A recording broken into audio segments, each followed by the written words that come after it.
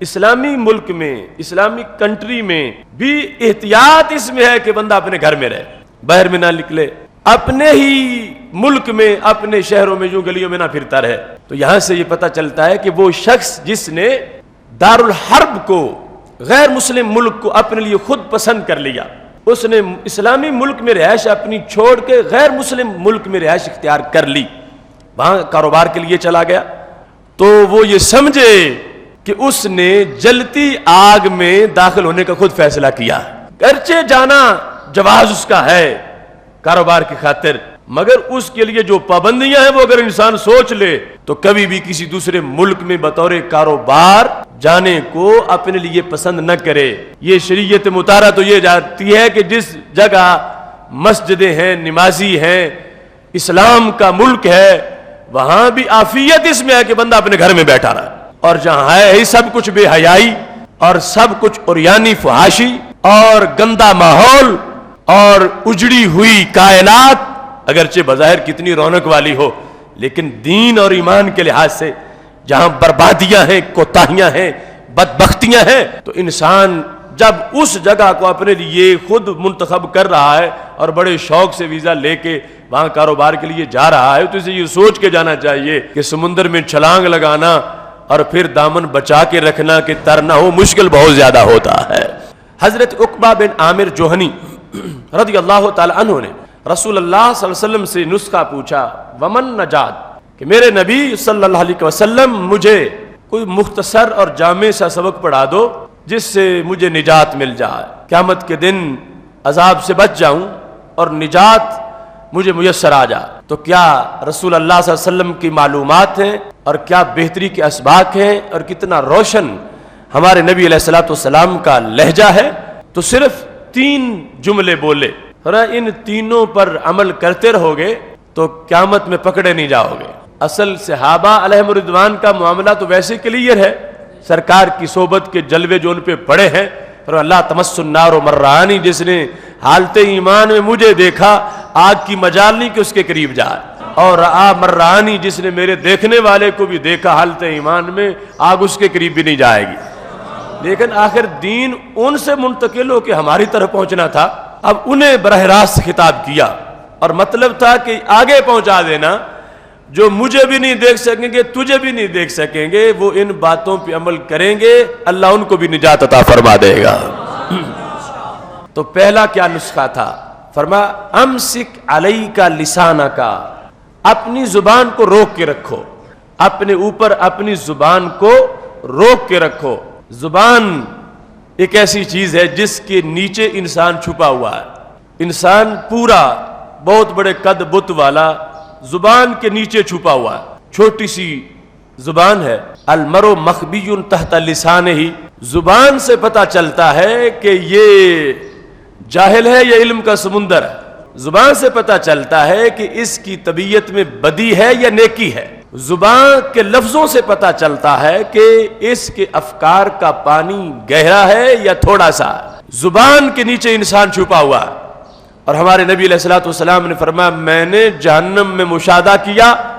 تو مجھے جہنم کی غالب آبادی ان انسانوں کی نظر آئی جو زبانوں کے مارے ہوئے تھے، جو زبان کی وجہ سے جہنم میں پہنچے تھے۔ حصائد السنتہم، حسیدہ کہتے ہیں کٹی ہوئی فصل کو،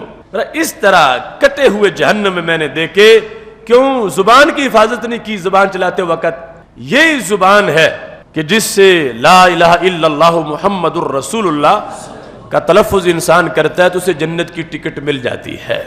مومن ہے، عمل کرے گا، اور اگر کوئی نہ کر سکا لیکن اس بنیاد پر کہ دل نے مانا ہے، زبان نے کہا ہے،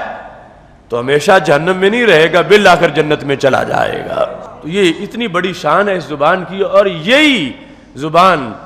اگر پھسلتی ہے تو انسان گرتے گرتے جہنم میں جا گرتا، کیوں کلمہ کفر ہاتھ سے تو نہیں نکلتا، کلمہ کفر تو زبان سے نکلتا، کلمہ کفر قدم سے نہیں نکلتا، کلمہ کفر تو زبان سے نکلتا۔ توہین الوہیت ہاتھوں سے نہیں زبان سے ہوتی ہے، توہین رسالت کا جرم بھی معاذ اللہ زبان سے ہوتا ہے، توہین اولیاء، توہین اہل بیت، توہین اصحاب علیہم رضوان، یہ ساری بدبختیاں انسان کی زبان سے زبان کرتی ہے۔ اس واسطے ہمارے نبی علیہ الصلوۃ والسلام نے فرمایا امسک علیک لسانک، بس تھوڑا سا کام ہے، پہلے تو زبان کو کنٹرول میں رکھنا. یہ اگر کنٹرول میں نہ رہی، ہو سکتا ہے کفر ہو جائے، ہو سکتا ہے فسق ہو جائے، ہو سکتا ہے کبیرہ گناہ ہو جائے. اس کی وجہ سے تم کسی مسلمان کی عزت کینچی کی طرح کاٹ دو گے تو یہ بھی جرم ہوگا، کسی کو اذیت اس سے پہنچاؤ گے تو یہ بھی جرم ہوگا. تو بڑی نفوس قدسیہ، بڑی ذاتیں، ان کے لحاظ سے بھی یہ خطرناک ہے اور عام لوگوں کے لحاظ سے بھی اس کے برے اثرات ہیں. لہذا پہلا کام یہ ہے کہ اپنی زبان کو رب کے ڈر کی وجہ سے روک کے رکھنا ہے. دوسرا جملہ کیا تھا؟ وَلْيَسَعْكَ بَيْتُكَ، فرمایا تجھے اپنے گھر میں بیٹھنا چاہیے کہ تمہارا گھر تمہارے لیے وسیع رہے، تمہارا گھر تمہارے لیے وسیع رہے. یہ لغوی معنی مراد کیا ہے؟ فرمایا بلا وجہ گھر سے باہر مت بیٹھو، بلا وجہ بازار میں مت نکلو، بلا وجہ سفر مت کرو، بلا وجہ اپنے گھر سے باہر مت جاؤ. اب کتنی حکمتیں ہمارے نبی علیہ السلام کی اس ایک جملے میں موجود. انسان جھوٹے مقدموں میں ملوث، انسان برائیوں کی طرف مائل، انسان بدی کی اڈوں کا شکار، انسان جو ہے وہ مختلف بگڑے ہوئے دوستوں کے ساتھ مل کے بد عقیدہ ہو جائے، بد عمل ہو جائے، سب کچھ لٹ جائے. اس کی بیس کیا تھی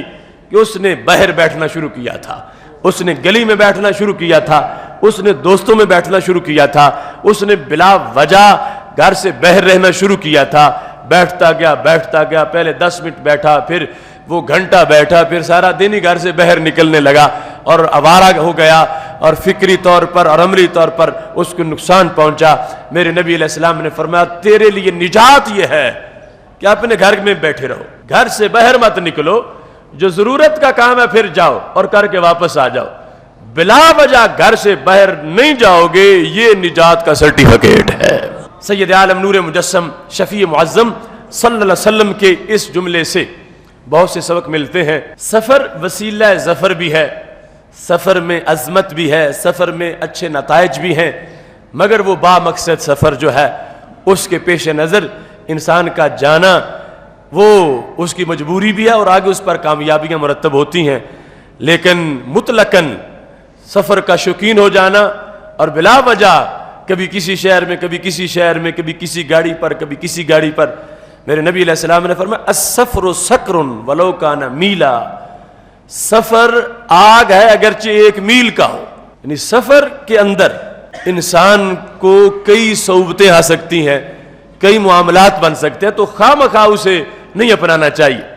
فرمایا تمہیں اپنے گھر میں بیٹھنا چاہیے. اب اس چیز سے یہ بات بھی اخذ ہوتی ہے کہ مسلم امت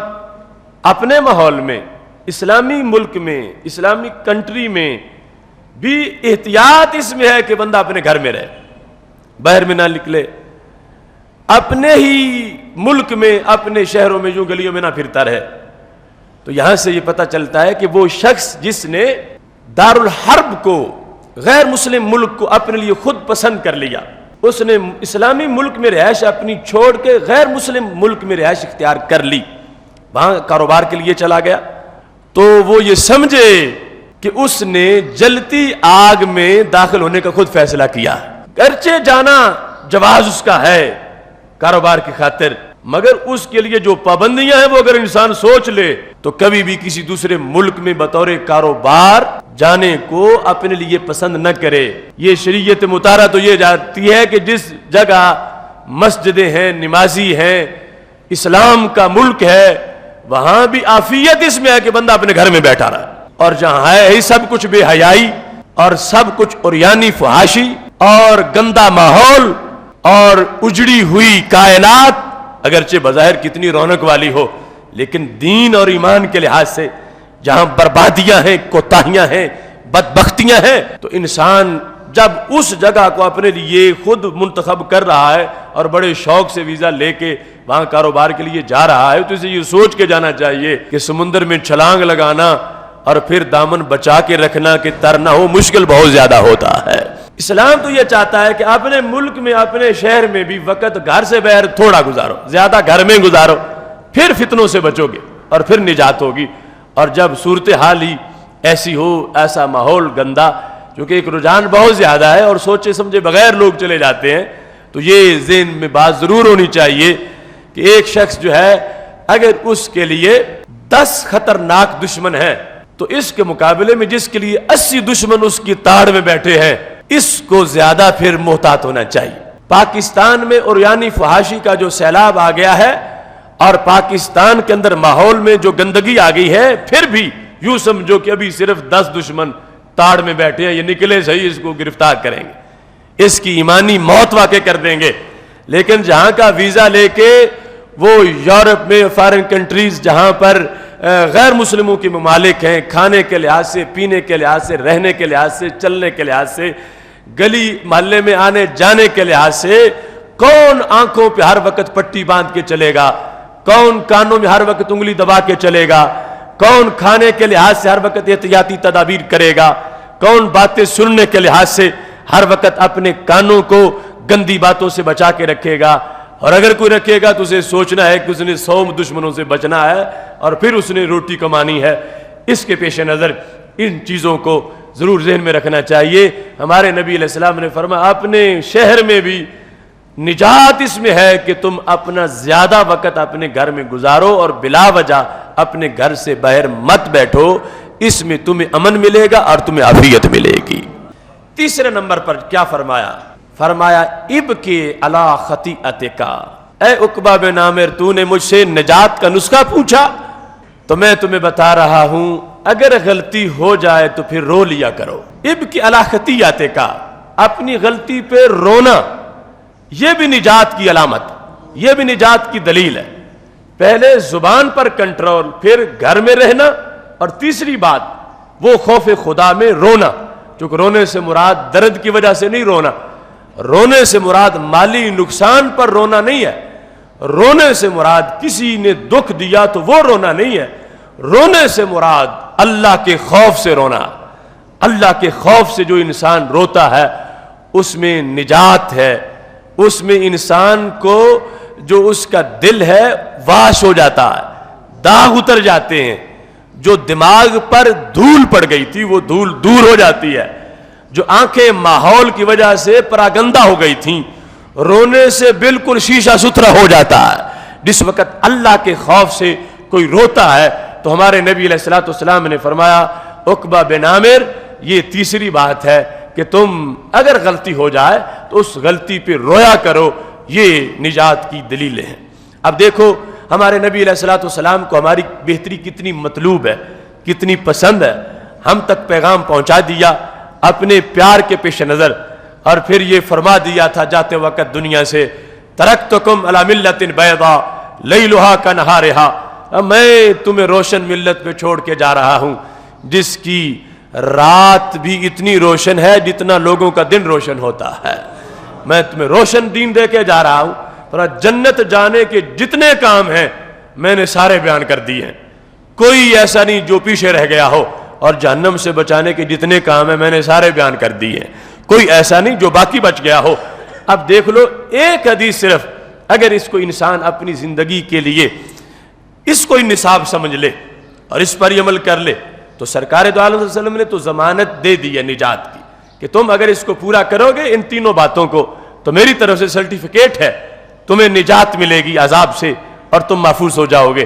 اب یہ عمل تو ہماری حیثیت، ہماری ڈیوٹی، ہمارا کام ہے، لیکن نبی علیہ السلام نے تو حق ادا کر دیا ہے،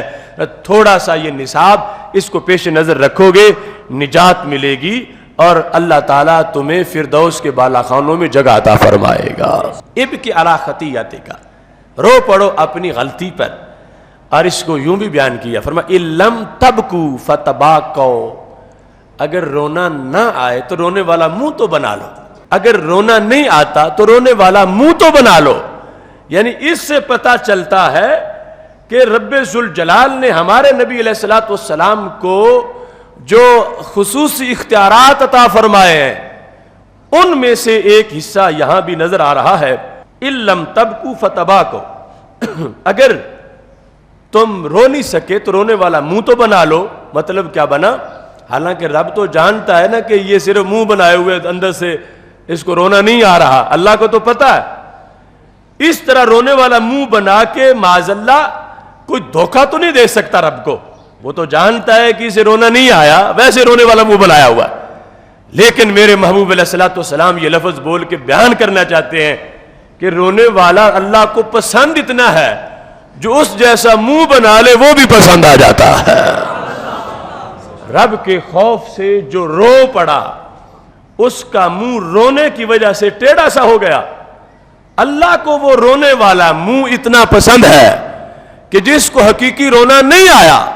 اس نے اس کی طرح کا منہ بنا لیا ہے، تو اس کا بیڑا بھی پار ہو گیا۔